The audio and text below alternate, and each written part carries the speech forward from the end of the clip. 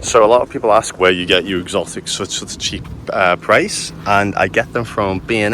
And I know a lot of people in the tropical world or exotic world know that we get them from B&M, but for people who don't know, they come in pallets like this, and they come usually on Mondays and Tuesdays, and this is where all those rare stuff that you see me get, I get from.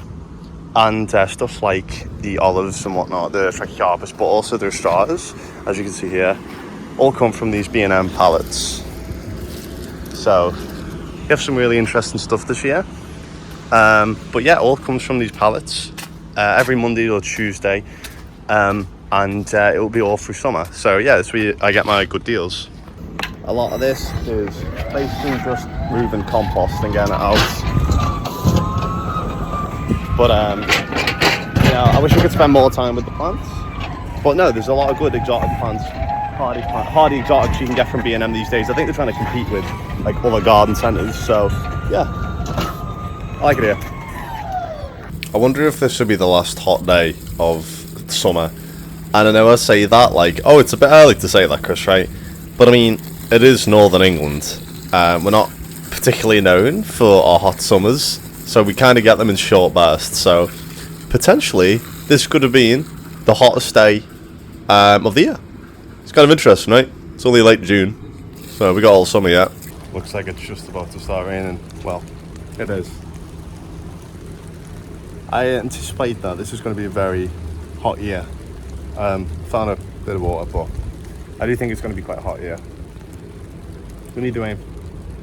Everything is still so dry because obviously when it rains, it just hits the foliage. It doesn't actually penetrate into the substrate, and it's such a nightmare keeping on top of this that, you know, you're going to have losses. So this is like a daily job now. It wasn't like this last summer, I remember. They have loads of aces this year.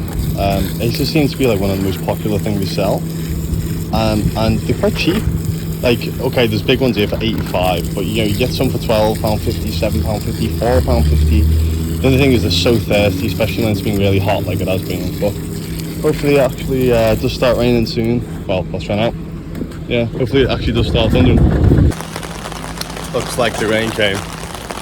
Thankfully, because then I don't have to water anything. So that's good.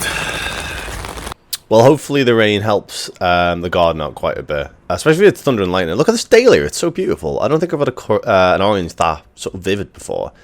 But no, I really hope it does thunder and lightning, especially after all the hot weather we had. I know it's not a guarantee, but yeah, it'd be pretty cool. Look at the daylilies; they're a little bit late on this side of the garden, and I think what it is because they were shaded by the jasmine.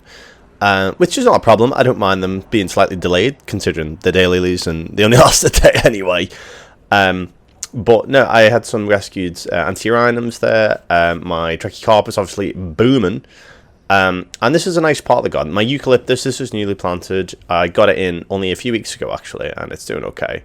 But no, I really do hope it rains significantly and it's decent thunder and lightning, because I haven't seen that in a while. It's been well over a year since I've seen a decent like thunder and lightning storm, I think.